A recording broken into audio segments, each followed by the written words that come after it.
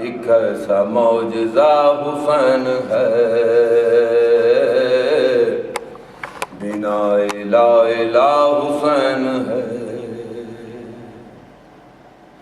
شہید کربلا کا غم جسے بنا گوار ہے، وہ بد عمل ہے بد نصیب اسی پہ بے شمار ہے، ارے او دشمن ازا تو مر ذرا لحد میں جا، پتہ چلے گا کیا حسین ہے، بنا لا الہ حسین ہے، کرو گے مخالفت غم حسین کی یہاں، وہ حشر ہوگا حشر میں کہ الحفیظ علامہ، جہاں بھی چھپنے جاؤ گے کہیں پہ بچ نہ پاؤ گے کہ ہر جگہ میرا حسین ہے، بنا لا الہ حسین ہے، صلی اللہ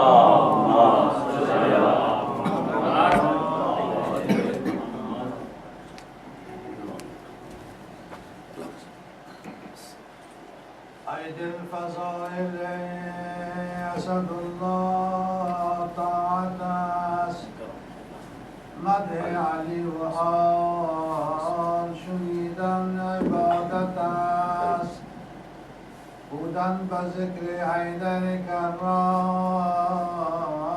یک نفس، حقا که در مقابل 100 سال طاعت است، ذکر شکام و زبانی که تو داری حرکات، و میم اول نام محمدی صلوات.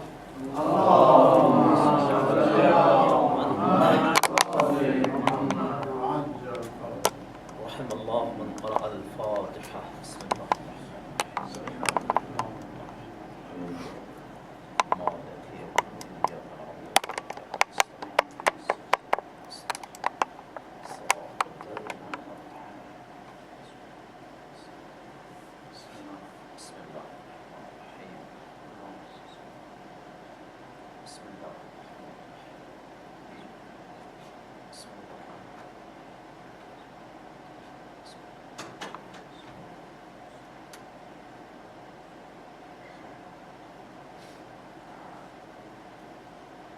أعوذ بالله من الشيطان الرجيم. بسم الله الرحمن الرحيم. الحمد لله الذي لا يبلغ مدحته القائلون ولا يحصي نعماءه العادون ولا يؤديه حقه المجتهدون، الذي لا يدركه بعد الهمم ولا يناله غوص الفطن، الذي ليس لصفته حد محدود ولا نعت موجود ولا أجل محدود، فطر الخلائق بقدرته ونشر الرياح برحمته وردد بالسحور ميدان عرضه، ثم الصلاة والسلام على صاحب الدعوة النبوية والصولة الحيدرية والعصمة الفاطمية والحلم الحسنية والشجاعة الحسينية والعبادة السجادية والماسير الباقرية والآثار الجعفرية والعلوم الكاظمية والحجج الغزوية والجود التقوية والنقاوة النقوية والحیبۃ العسکریہ والغیبۃ الالہیہ.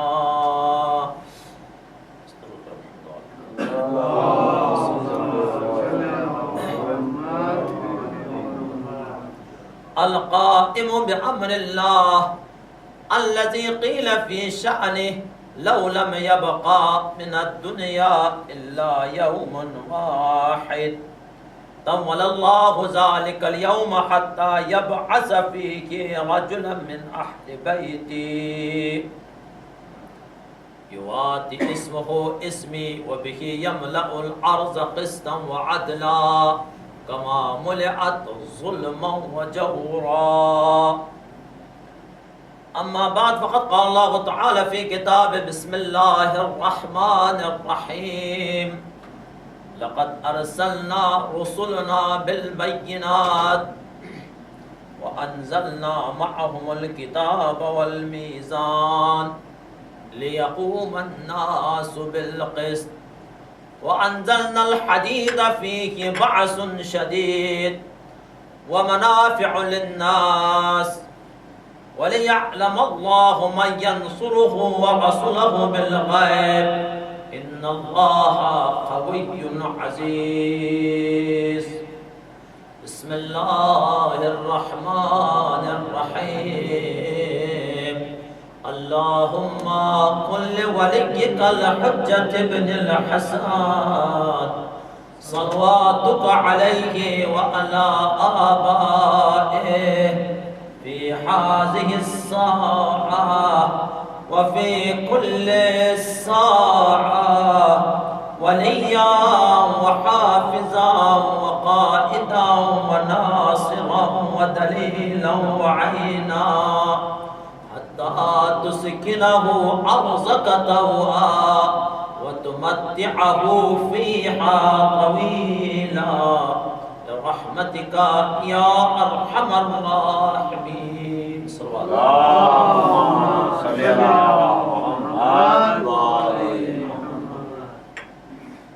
نعرہ تکبیر، اللہ اکبر. نعرہ تکبیر، اللہ اکبر. نعرہ رسالت، یا رسول اللہ. نعرہ رسالت، یا رسول اللہ. نعرہ حیدری، یا علی. نعرہ حیدری. یا علی. بارہ دیگر سال بعد اللہم صلی علی محمد و علی محمد. ایک بلند صلوات کے ذریعے جو تشریف فرمائے ہیں اگر قریب تشریف لائیں صلوات محمد. اللہم صلی علی محمد و علی محمد. عزیزان محترم، ارباب ذوال احترام، ماہ محرم الحرام، یہ عظیم مہینہ در حقیقت کہنے کو تو ایک مہینے کا نام ہے، حقیقی معنوں میں یہ ماہ محرم الحرام و ماہ صفر المظفر یہ دو ایسے مہینے ہیں جس میں اسلام کو نئی زندگی ملی ہے.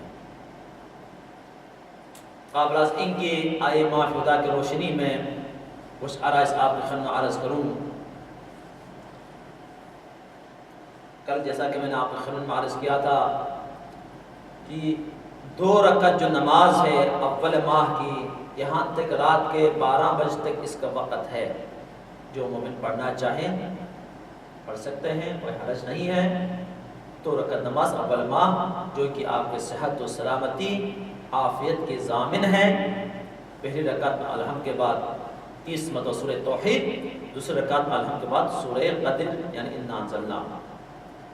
اس کے بعد خاص طور پر ایک دعا کا بھی میں نے خدمت میں آپ کے خدمت میں ذکر کیا تھا کہ اللہم انی اسألک العفو والعافیت والیقین فی الدنیا والآخرہ، جو کہ اسلامی مہینے کا یہ آغاز ہوا ہے. یعنی اللہ سے اس طریقے سے دعا کی کہ پروردگار یہ سال ہمارے لیے عافیت، امن و امان، سلامتی اور یقین کا سال قرار فرما. اس طریقے سے اللہ سے دعا کرنے کی تاکید کی گئی ہے. دوسرا ایک اہم اعلان یہ ہے کہ یقیناً صبح اور ظہرین میں جو نماز باقاعدہ باجماعت منعقد ہوتا ہے یہاں پر، مغربین میں یقیناً ثواب ہے. جتنا ہو سی اجتماعیت کو زیادہ مومنین کا شرکت ہونا، لہٰذا مومنین جو دور دراز سے تشریف لاتے ہیں اس کے خاطر انشاءاللہ کل سے نماز باجماعت کا جو وقت ہے وہ تھوڑا سا دیر سے قریباً 7 کے قریب یا 7 میں شروع ہوں گے. جیسے نماز شروع ہوں گے اسی وقت جو ہے انشاءاللہ مجالس کا بھی باقاعدہ آغاز کیا جائے. صلوات محمد صلی اللہ محمد وعلی. کچھ مومنین نے دعا کی التماس کی ہے، خاص طور پر ایک مومن نے کہ ہاں مومن مریض ہے، ان کی صحت و سلامتی کے لیے اپنے حوض شریعہ کے حوالے سے بھی ایک مومنہ جو کہ کافی عرصے سے بستر بیمار پر ہے، برادر سعودہ صاحب کو والدہ محترمہ، ان تمام کی صحت و سلامتی کے لیے، حاضرین کے حوالے شریعہ کے لیے، تمام مؤمنین کے جان و مال عزت کی حفاظت کے لیے، الخصوص مملکت خداداد پاکستان جو کہ کل سے ایام عزاداری باقاعدہ طور پر آغاز ہو چکا ہے، وہاں پر بھی ان تمام عزاداران کی حفاظت کے خاطر 3 مرتبہ بآواز بلند صلوات اللہم صلی علی محمد وآل محمد. اللہم صلی علی محمد وآل محمد. اللہم صلی علی محمد وآل محمد. عزیزان محترم، ارشاد رب العزت ہوا لقد ارسلنا رسلنا بالبینات وانزلنا معهم الكتاب والمیزان لیقوم الناس بالقسط. بتحقیق ہم نے رسولوں کو بھیجا بالبینات واضح نشانیوں کے ساتھ، وانزلنا معهم الكتاب والمیزان، اور ان نبیوں کے ساتھ ان رسولوں کے ساتھ ہم نے کتاب بھی نازل کی، والمیزان، اور میزان بھی نازل کی. ناپ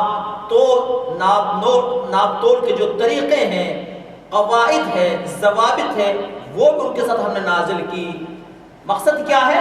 لیقوم الناس بالقسط، تاکہ لوگوں کے درمیان انصاف، عدل و انصاف قائم ہو. وَأَنزَلْنَا الْحَدِيدَ فِيهِ بَعْثٌ شَدِيدٌ، ہم نے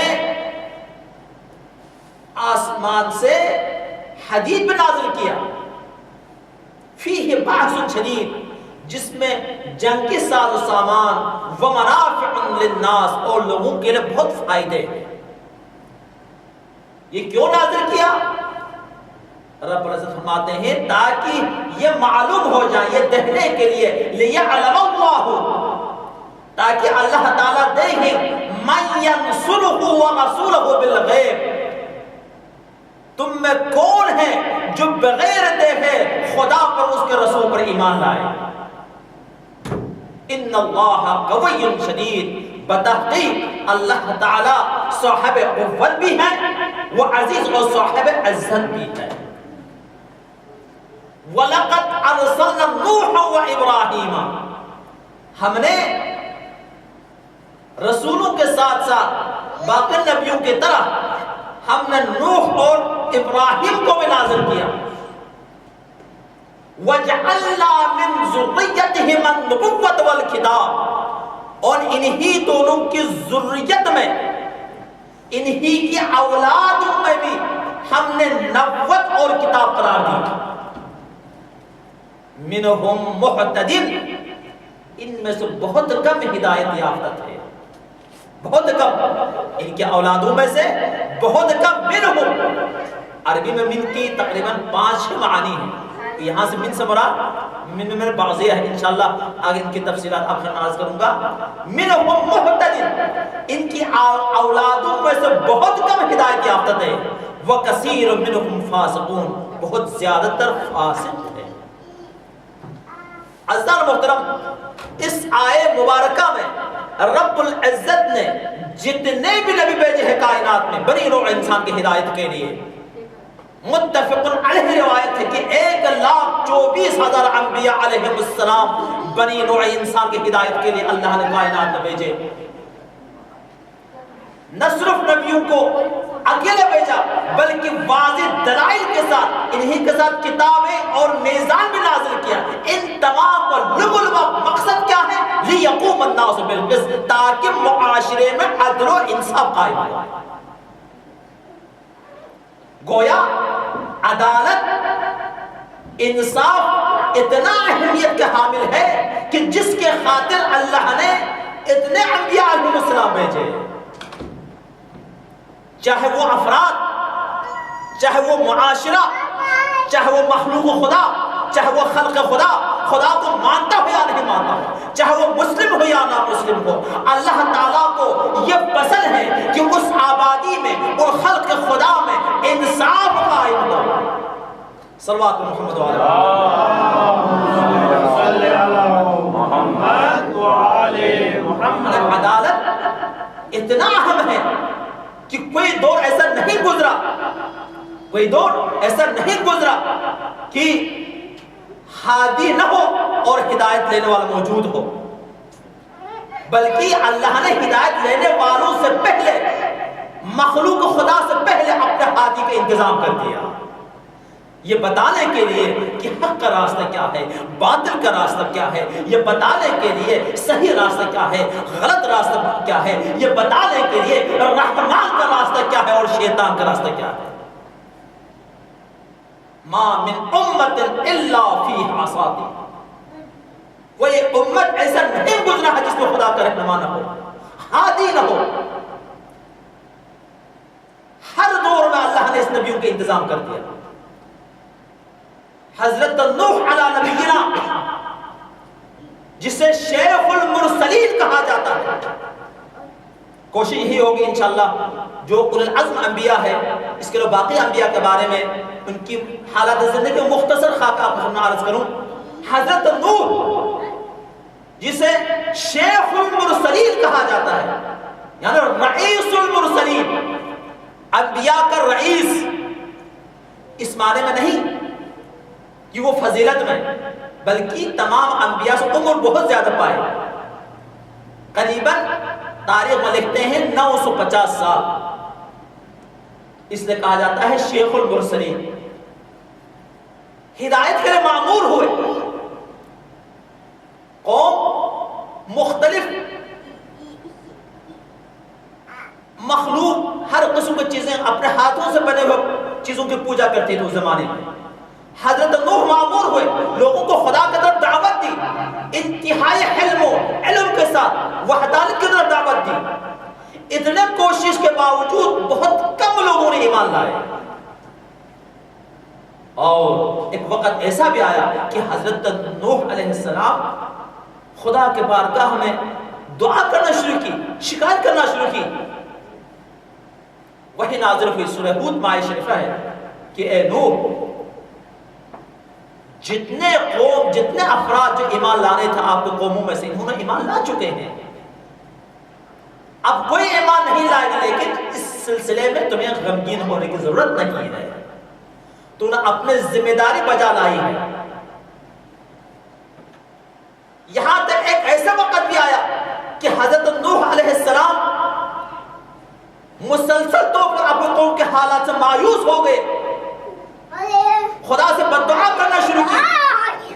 قال نوح ربی لا تذرنی علی الکافرین من الارض دیارا، پروردگار اس کرۂ ارض پر ان کافرین اور مشرکین میں سے کوئی بھی ذرہ باقی نہ رہے۔ اللہ نے وہی نازل کی، اے نوح غمگین ہونے کی ضرورت نہیں ہے،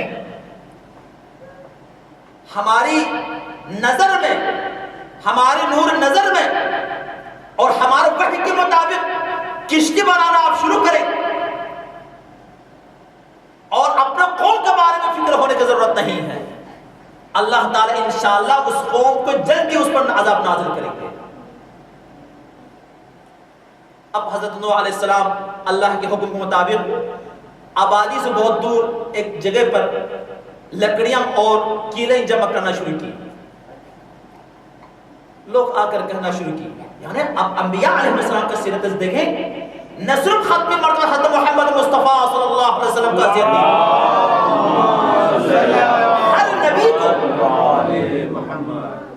اس راہ حق میں کتنے مشکلات برداشت کی، ہر قسم کی مشکلات برداشت کی. یعنی حضرت نوح علیہ نبی کے نا اتنے دین کے خدمت کرنے کے باوجود وحی الہی سے کشتی بنانا شروع کی. لکڑیاں اور کیل وغیرہ جمع کر کے شہر سے ذرا دور اپنے کام مصروف ہو گئے. لوگ آ کر دوبارہ مذاق کرنا شروع کی. کہا اے نوح تم تو خدا کے پیغمبر تھے، تم اللہ کا پیغام پہنچانے والے نبی تھے، لیکن آج کیا ہو گیا؟ تم بڑھئی بن گئے ہیں، آج لکڑیوں کا کام کرنا شروع کیے ہیں. اللہ اکبر، معاذ اللہ. عجیب و غریب الفاظ تاریخ میں، انبیاء علیہ السلام کی تاریخ میں ہر نبی نے اس راہ حق میں عدالت الہی کے لیے، توحید الہی کے لیے کتنے مشکلات برداشت کی ہیں. کہا اے نوح تم خدا کے پیغمبر تھے، پیغام پہنچانے والے تھے، لیکن آج کیا ہو گئے؟ بڑھئی بن گئے، لکڑی کا کام کرنا شروع کی ہے. کیا تم پیغمبری کے کام سے بیزار ہو گئے؟ اللہ اکبر. کوئی آ کر کہنا شروع کی کہ اے نوح دریا سے کشتی بناتے ہیں دریا کے کنارے یا ندی کے کنارے، لیکن دریا سے بہت دور، ندی سے بہت دور، سمندر سے بہت دور کشتی بنانا شروع کی ہے. کیا یہ بیلوں کے ذریعے سے لے جائیں گے؟ کیا یہ ہوا میں اڑائیں گے؟ غرض ہے کہ مختلف قسم کے مذاق کرنا شروع کی. ایک مرتبہ حضرت نوح فرماتے ہیں جس طرح تم میں سے مذاق اڑاتے ہیں، ایک دن ایسا بھی آئے کہ ہم تمہارا بھی مذاق اڑائیں گے. مگر کچھ کہا نہیں، حکم الہی کے مطابق کشتی تیار ہو گئے، وحی نازل ہوئی. اے نوح، معلوم ہے نا یہ کشتی بہت عظیم کشتی ہے جو حضرت نوح اللہ تعالیٰ کی وحی کے سامنے نظر میں یہ جو کشتی تیار ہوئی ہے، وحی نازل ہوئی. اے نوح جب کشتی تیار ہو گئے تو ہماری وحی کا انتظار کریں. جب عذاب الہی اس قوم پر نازل ہو جائے، اثرات اگر نمودار ہو جائے، تو اپنے کو، اپنے اہل عیال کو، اپنے رشتےداروں کو اور جنہوں نے ایمان لائے ہیں اور ہر جانور کے ایک ایک نسل، ہر نباتات کے ایک ایک نسل کو لے کر اس کشتی میں سوار ہو جائے. عزیزو یہ عظیم کشتی ہے جس کی طرف نسبت سرکار ختم مردد حضرت محمد مصطفیٰ صلی اللہ علیہ وسلم نے اسی کشتی کی طرف نسبت دی ہے. فرمایا کہ مثل اہل بیتی کمثل سفینۃ نوح من رکبها نجا ومن تخلف غرق وهوى. میرے اہل بیت کی مثال کشتی نوح کی طرح ہے. من رکبها نجا، جو اس کشتی میں سوار ہو جائے نجا، وہ کامیاب ہوئے. ومن تخلف، جو اس کشتی میں سوار نہیں ہوئے، مخالفت کی، غرق وہوا، غرق دنیا میں بھی ہلاک ہوئے، وہوا آخرت بھی ہلاک ہوئے. گویا تشبیہ دی. عربی میں ایک قاعدہ ہے، ایک چیز کو اگر دوسری چیز سے شباہت دی، مثال کو میں کہوں کہ الرجل کالاسد، یہ مرد شیر کی طرح ہے. یہاں پر 4 چیزوں کو ہونا ضروری ہے. کتنے چیزوں کا؟ 4 چیزوں کو ہونا ضروری ہے. ایک ہے حرب شبہ، ایک ہے مشبہ بہ، ایک ہے مشبہ، ایک ہے وجہ شبہ. ان 4 چیزوں کو ہونا بہت ضروری ہے. گویا یہ شخص اسد کی طرح ہے، شیر کی طرح ہے. یہ تو شیر تو نہیں ہے. ایک اہم چیز ان کے درمیان وجہ شبہ وہ کیا ہے؟ بہادری. گویا جس طرح شیر کے اندر ایک بہادری ہے، اسی طرح وہ بہادری شخص میں بھی ہے. یہاں پر ختمی مرتبہ نے فرمایا کہ میرے اہل بیت کی مثال مثل کشتی نوح ہے. گویا مثل اہل بیت مشبہ ہے، کشتی نوح مشبہ بھی ہے. حرف شبہ کاف ہے، لیکن وجہ شبہ کیا ہے؟ وجہ شبہ وہ کامیاب، وہ نجات ہے. جس طریقے سے جو کشتی نوح میں جو سوار ہوئے ہیں وہ کامیاب ہوئے ہیں، دنیا بھی کامیاب ہوئے، آخرت بھی کامیاب ہوئے، اسی طریقے سے جو محبت اہل بیت جس کے دل میں ولائے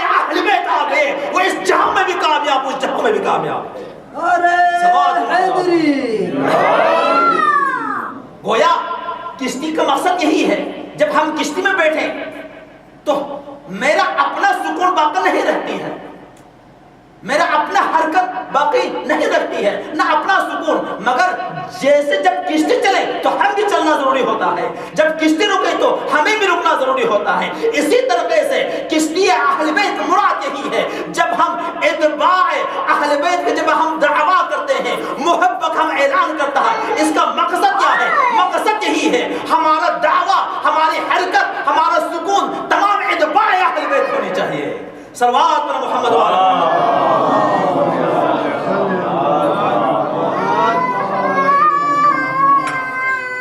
تو عزیزان محترم، یہ وہ عظیم کشتی ہے جس کی طرف ختمی مرتبہ نے اہل بیت کی مثال دے دی. اب یہ تیار ہو گئے، عذاب الہی نمودار ہونا شروع ہوئے. حضرت نوح نے حکم کی تعمیل کی، حضرت نوح نے حکم کی تعمیل کی. تمام جنہوں نے ایمان لائے تھے وہ بھی سوار ہوئے، ہر جانور کے ایک ایک نسل پہ سوار ہوئے، ہر نباتات کی نسل پہ سوار ہوئے. آسمان سے بارش برسنا شروع ہو گئے. سب سے پہلے اس کا عذاب یہ بنی ہے سرزمین عراق میں. کنویں کے اندر سے پانی ابلنا شروع ہو گئے، یہاں تک پانی ابلتے ابلتے آسمان سے بارش بھی نازل ہوئے، کیا پورے دنیا پانی سے پانی ہونا شروع ہوئے. اللہ اکبر. جب حضرت نوح اپنے تمام اہل عیال کو جو سوار ہونا تو سوار ہو گئے، مگر ایک بچہ، آپ کا ایک بیٹا جسے کنعان کہا جاتا ہے، وہ کفر ہو گئے تھے. کہا یا بنی ارکب معنا، کہے فرزند عزیز ہمارے ساتھ سوار ہو جائے. اللہ اکبر. جب حضرت نوح کو یہ جملہ ہے، اے فرزند عزیز ہمارے ساتھ سوار ہو جائے، غرق ہونے والی ہے، یہ امتحان الہی ہے، کوئی بچے گا نہیں. جو اس کشتی میں سوار ہے وہ کامیاب ہوگا، واپس کامیاب نہیں ہوں گے. بیٹے کا جملہ یہ ہے، بابا کوئی مسئلہ نہیں ہے، میں پہاڑ پر چڑھ جاؤں گا، پہاڑ ہمیں بچائیں گے. اللہ اکبر. آج ہمارے روم کا یہ جملہ ہے، نہ کوئی مسئلہ نہیں ہے، ہمیں بچانے والے یا مشرق سے آئیں گے یا مغرب سے آئیں گے. عزیزو، نہ مشرق کی طرف توکل کرنے کی ضرورت ہے، نہ مغرب کی طرف توکل کرنے کی ضرورت ہے. ہمیں بچائیں گے اپنے اندر یونائٹی لا کر، اپنے اندر ہم آہنگی لا کر، سیرت اہل بیت کو اپنا کر جب ہم صحیح معنوں پر اپنانا شروع کریں تو یاد کرنا ہمیں بچانے والا ایک تو اللہ ہے، ایک تو وقت کے امام قائم آل محمد علیہ السلام ہے. نہ کوئی جماعت بچائیں گے، نہ مشرق بچائیں گے، نہ مغرب، بلکہ بچانے والا وقت کے حجت خدا قائم آل محمد عجل اللہ فرجہ الشریف ہے. اسی طرح حضرت نوح کے بیٹے نے کہا کہ بابا کوئی مسئلہ نہیں، ہم پہاڑ پر چڑھ جائیں گے، پہاڑ ہم بچائیں گے. جیسے ہی پانی ابلنا شروع ہوئے، آہستہ آہستہ آہستہ پہاڑ ڈوبنا شروع ہوئے. یقیناً نبی ہے، لیکن بیٹا اور باپ کے درمیان جو محبت کا رشتہ ہے، شفقت پدری ہے، شفقت پدری کی وجہ سے حضرت نوح ذرا وہ نبی ہے، شیخ المرسلین ہے، پھر بھی اپنا اندر ایک گھبراہٹ سے حالت محسوس ہوئی. فرمایا پروردگار انہو من اہلی، پروردگار یہ میرا بچہ ہے، یہ میرا بیٹا ہے، یہ غرق ہو رہا ہے. قدرت کی آواز آئی، یا نوح انہو لیس من اہلک، اے نوح یقیناً یہ آپ کا بیٹا ہو سکتا ہے، اہل نہیں ہو سکتا ہے. یعنی باپ اور رشتے کے درمیان دو نسبت ہے، ایک نسبت محبت ہے پدر اور فرزند کے درمیان، ایک نسبت نسبی ہے بیٹا اور باپ کے درمیان. لیکن یہاں پر حضرت نوح یعنی ایک نبی ہونے کا رشتہ بھی ہے، ایک نبی کا بیٹا ہے، لیکن پھر بھی غرق ہو رہا ہے. قدرت کی آواز پروردگار میرا بیٹا غرق ہو رہا ہے. قدرت کی آواز آئی، اے نوح انہو لیس من اہلک، یہ آپ کا اہل نہیں ہے. بیٹا تو ہو سکتا ہے مگر اہل نہیں ہے. اہل وہ ہے کہ جو باپ بیٹا وہ ہو سکتا ہے جو باپ کے قدم پر قدم رکھ کر چلے. اسے پتہ چلا کہ محبت اہل بیت کا بھی واضح ہو گئے کہ محبت اہل بیت کا مقصد بھی یہی ہے کہ اہل بیت کے قدم پر قدم رکھ کر چلے. یعنی قدرت نے اور بھی مسئلے کو واضح کر دیا کہ اے نوح فلا تسألنی ما لیس لک بہ علم، ایسا سوال نہ کریں اے میں نوح جس کے بارے میں تمہیں علم نہیں ہے. یہ آپ کا بیٹا ہے نہیں، کیوں؟ اس لیے انہو عمل غیر صالح، آپ کے بیٹے کا عمل غیر صالح ہے. عزیزان محترم، اگر عمل صالح نہ ہو تو نبی کے بیٹا ہونے کے بھی کوئی فائدہ نہیں دے سکتا ہے. صلوات پر محمد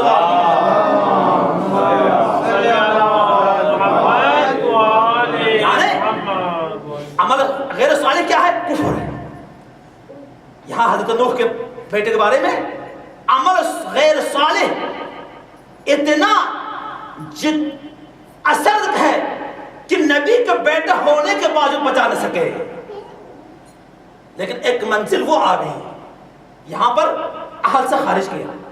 اہل سے مراد کیا ہوتا ہے؟ اہل وہ ہے جو باپ کے قدم پر قدم رہے، نقش قدم پر چلے. نبی کا بیٹا ہونے کے باوجود غرق ہو گئے، الگ ہو گئے. ایک مرتبہ حضرت نوح اور خود اللہ کے درمیان یہ کلام ہو رہا تھا، ایک تیز ہوا آئی اور بیٹا اور باپ کے درمیان رابطہ منقطع ہو گئے. فرمایا پھر سوال اللہ کی طرف سے خدا آتا ہے، اے نوح فلا تسألنی ما لیس لک بہ علم، اے نوح میں بہتر جانتا ہوں تمہارے بیٹے کے بارے میں جتنا تو نہیں جانتا. قدرت کی آواز آئی. ایک مرتبہ ایک ایسے منزل آ گئی، سب آ گئے. سرکار ختمی مرتبہ نے یہاں سے آخر سے کیا کر دیا؟ بیٹے کو خارج کر دیا، نکال دی کشتی سے. یہ آپ کا حل نہیں ہو سکتا ہے. ایک منزل وہ آئی قصہ میں جب ساتھ آ گئے، حسن بھی آ گئے، حسین بھی آ گئے، زہرا بھی شامل ہوئے، تو ایک مرتبہ سرکار نے اپنے دست مبارک کو بلند کیا، فرمایا اللہم ان ہؤلاء اہل بیتی، پروردگار یہ میرے اہل ہے، یہ میرے اہل بیت ہے. گویا یہ میرے اس منزل پر فائز ہے، اس معیار پر فائز ہے جسے اہل کہنے کا حقدار ہے. صلوات پر محمد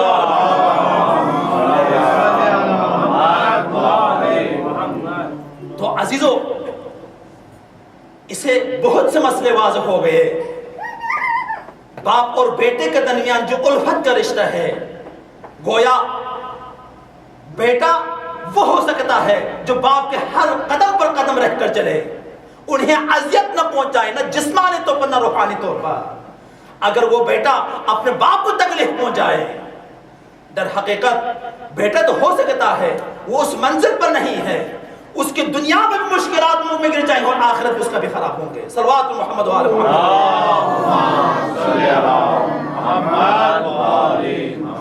تو گویا یہ تمام انبیاء علیہ السلام کو لب و لباب مقصد کیا ہے؟ عدالت ہے، عدالت الہی.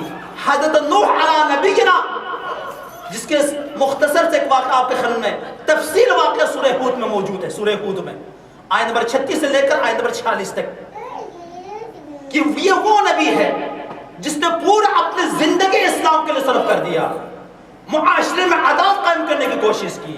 ایک مرتبہ 950 سال اللہ نے ان کو زندگی دی ہے.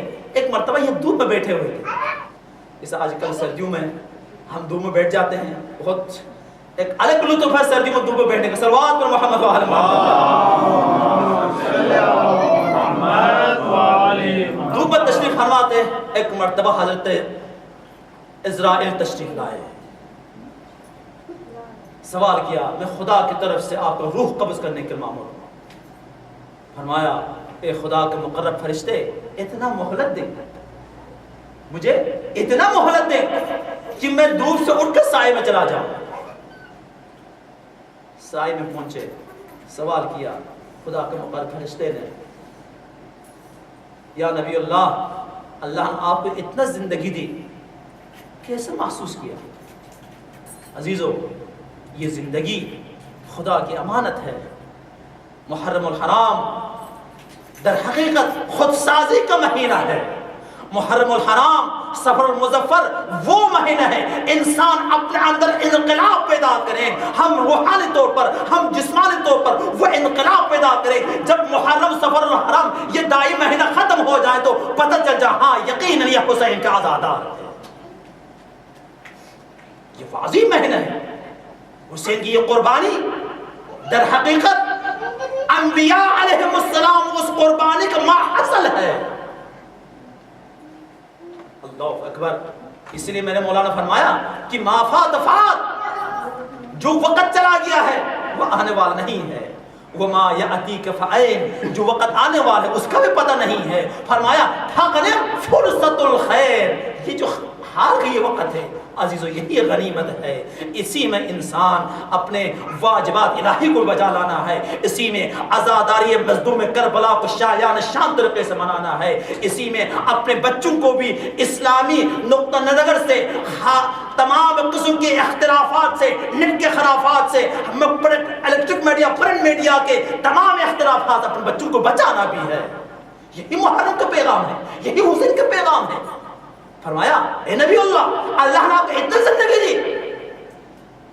ایک روایت کے مطابق 2500 سال، مشہور جو روایت ہے 950 سال آپ کو زندگی دی. کیسے محسوس کر رہے آپ؟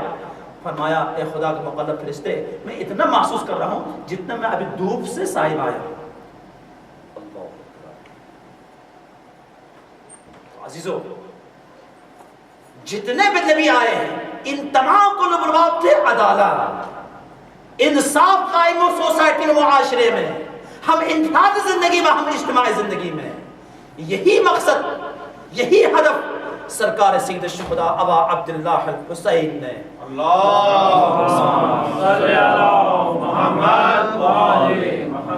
دنیا کے سامنے عملی نمونہ پیش کر دیا. اس لیے ہم سلام پڑھتے ہیں نا، زیارت وارث صاحب پڑھتے ہیں. یہ خضر نہیں، زیارت وارث صاحب پر الگ مجلس ہوگی، زیارت عاشرہ پر الگ مجلس ہوگی. کیوں کہتے ہیں سلام میں السلام علیک یا وارث آدم صفت اللہ، اے وارث آدم آپ پر ہمارا سلام ہو. السلام علیک یا وارث نوح نبی اللہ، اے وارث نوح آپ پر ہمارا سلام ہو. السلام علیک یا وارث ابراہیم خلیل اللہ، اے وارث ابراہیم ہمارا سلام ہو تجھ پر. السلام علیک یا وارث عیسیٰ روح اللہ، اے وارث عیسیٰ آپ پر ہمارا سلام ہو. عزیزو حسین نہ فقط فرزند زہرا ہے، حسین نہ فقط فرزند محمد مصطفیٰ ہے، بلکہ حسین وارث آدم بھی ہے، وارث موسیٰ بھی ہے، وارث عیسیٰ بھی ہے، وارث ابراہیم بھی ہے، وارث اسماعیل بھی ہے. اللہ اکبر. حسین نے وہ عدالت، وہ دستور کائنات کے سامنے اس طریقے سے پیش کر دیا، چلو میں اجڑ جاؤں تو اجڑ جاؤں مگر نانا کا دین بچے، مصطفیٰ کا بیان بچے، مرتضیٰ کا کلام بچے. 1,24,000 انبیاء کا جو قانون ہے وہ دنیا کے سامنے بچے. اللہ اکبر. ہمارا سلام ہو سرکار سید الشہداء پر. آج یکم محرم الحرام عزادارو دنیا بھر کے عزا خانے سجائے ہوئے ہیں.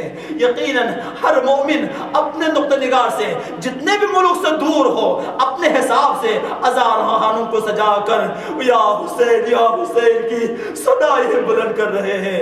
عزیزو یاد رہ لینا یہ محرم کا چاند نہ فقط آپ اور ہمارے لیے مشکل ہے، یہ محرم کا چاند زہرائے مرضیہ کے لیے قیامت سے کم نہیں ہے. جب بھی محرم کا چاند نکلتا ہے سید الساجدین دعا کرتے پروردگار یہ محرم کا چاند ہمارے لیے آسان فرما. عزادارو اسی لیے دعا کی گئی پروردگار یہ اسلام مہینے کا سال ہمارے لیے آسان فرما. عزادارو یہ وہ عظیم درسگاہ ہے، یہ وہ عظیم مجلس حسینی ہے، یہاں مرادیں بھی پوری ہوتی ہے، دعائیں بھی پوری ہوتی ہے. آج حسین نے انبیاء کے مشن کو لے کر تاجدار مدینہ مدینے سے رخصت ہو رہا ہے. اللہ اکبر. ایک مرتبہ ولید نے کہا، پیغام پہنچایا کہ حسین معاویہ کا انتقال ہوا ہے اور معاویہ جو ہے اس کے بیٹے کو تخت پر بٹھا دیے ہیں، حاکم وقت ہوئے ہیں. میرے آقا نے جواب دیا، اس کے تمام منصوبے ناکام کر دیے. فرمایا واللہ نحنو مختلف الملائکہ ومحبط الوحی، ہم وہ ہیں کہ خدا کے فرشتے ہمارے ہاں نازل ہو جاتے ہیں اور رحمت بھی ہمارے ہاں نازل ہو جاتے ہیں. بما فتح اللہ و بنا ختم اللہ، اللہ نے دنیا کی ابتدا بھی ہم سے کی ہے اور اختتام بھی ہم سے کریں گے. وہ حسین، وہ تاجدار مدینہ، اللہ اکبر عزیزو، کس طریقے سے مدینے سے رخصت ہو رہا ہے، کس طریقے سے بابا کے نانا کے مدینے کو سلام کر رہا ہے. آج تاجدار مدینہ مدینے کو الوداع الوداع کہہ کر رخصت ہو رہا ہے. ایک مرتبہ نانا کے روزے سے رخصت ہوئے. کل آپ نے عرض کیا ماما کے روزے پر تشریف لائے، فرمایا جنت البقیع میں تشریف لا کر فرمایا السلام علیک یا اماں، اماں میرا سلام، اماں آپ کا حسین سلام کہہ رہا ہے. عزادارو سنو گے، ایک مرتبہ قبر سے آواز آئی وعلیک السلام یا غریب الامّی و یا شہید الامّی، اے میرے غریب حسین، اے زہرا کے غریب حسین میرا بھی سلام، اے زہرا کے جگر حسین میرا بھی سلام. اللہ اکبر. روزے مادر گرامی سے بھی رخصت ہوئے. ایک مرتبہ ابھی نکلنا ہی چاہ رہے تھے، ایک خاتون عصا کے سہارے آہستہ آہستہ حسین کی طرف آنا شروع ہوئے. ایک مرتبہ حسین اپنے جگہ سے کھڑے ہو گئے. کیا دیکھتا ہے؟ فرمایا وہ خاتون قریب آئے اور فرمایا میرے لال کہاں جا رہے ہو؟ فرمایا ام سلمہ، اماں میں سفر کی تیاری کر رہا ہوں، سفر کی طرف جانے کی تیاری کر رہا ہوں. عزیز معلوم ہے نا ام سلمہ یہ وہ عظیم خاتون ہے، یہ وہ عظیم امہات مومنین میں شامل ہے جس نے حسین کو اپنے بچوں کی طرف پال لیتے. اللہ فرمایا میرے لال اگر سفر پر ہی جانا ہے تو یقیناً جائے مگر کرکوب عراق کی طرف نہیں جانا. میں نے تمہارے نانا سے سنا ہے کہ میرا حسین کرکوب عراق کے شہر کرکوب اللہ میں شہید کیا جائے گا. بیٹا یقیناً سفر پر جائے مگر کربلا کی طرف رخ نہیں کرنا. فرمایا نانے اماں یقیناً مجھے معلوم ہے کہ کہاں جانا ہے، مجھے معلوم ہے کس طرف جانا ہے. فرمایا نانے اماں آپ کا اگر دیکھنا چاہتی ہے، اگر آپ دیکھنا چاہتے ہیں تو یہ پورا سفر ہے، یہ میرا پورا خانوادہ ہے. میں آپ کو بتاؤں گا کہ یہ میرا اصغر ہے، اصغر کو بھی ساتھ لے کر جا رہا ہوں، میں علی اکبر کو بھی ساتھ لے کر جا رہا ہوں، میں عباس کو بھی ساتھ لے کر جا رہا ہوں. فرمایا اماں آپ نے فقط کربلا کی فضیلت سنی ہے. اماں نانی اماں اگر آپ زیارت کرنا چاہتی ہیں تو میں آپ کی زیارت بھی کرا دوں گا کربلا کی. ایک مرتبہ میں سرکار نے اپنے دست مبارک بلند کی، تمام زمین پس ہو گئے، کربلا بلند ہو گئے. حضرت ام سلمہ نے سرکار کے ہاتھ دست مبارک کے ذریعے سے کربلا سامنے آ گئی. فرمایا نانی اماں ذرا دیکھیں یہ کربلا ہے، یہ وہ جو نہر علقمہ ہے، یہ جو نہر فرات ہے، جو چمکتی ہوئی پانی جو بہہ رہا ہے، اسی کنارے میرے بھائی عباس کے بازو کٹائے جائیں گے. نانی اماں یہ وہ جگہ ہے جہاں میرا 18 سالہ اکبر کے سینے پر بچی کھائے گئے. نانی اماں یہ جو نصیب والی جگہ ہے جہاں پر آپ کا حسین سجدے میں ہوگا، شمر کا خنجر ہوگا، آپ مقتل میں فضا میں آواز پہنچے گی اللہ قتل الحسین بکربلا، اللہ ذبح الحسین بکربلا. ان للہ و انا الیہ راجعون. رضا بقضائه وتسلیما لامره. پروردگار بحق محمد و آل محمد، بحق سرکار سید الشہداء اس قریبات کو قبول فرما. پروردگار بانیانہ مجالس کے تمام حوادث شریعہ کو پورا فرما. پروردگار جتنے مومنین یہاں تشریف فرما ہیں تمام کا حاضری کو شرف قبولیت عطا فرما. جن جن کے حوادث شریعہ ہے تمام کا حاجتوں کو پورا فرما.